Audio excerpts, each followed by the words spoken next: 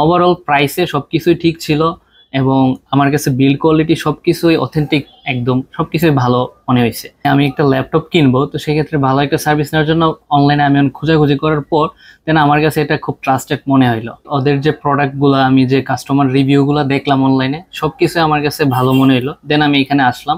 আসসালামু আলাইকুম, আমি আশুগঞ্জ থেকে এখানে আসছি, ডিজিটাল কম্পিউটার অ্যান্ড টেকনোলজি। তো আমি অনলাইনে অনেক খুঁজতেছি ভালো একটা সার্ভিস নেওয়ার জন্য।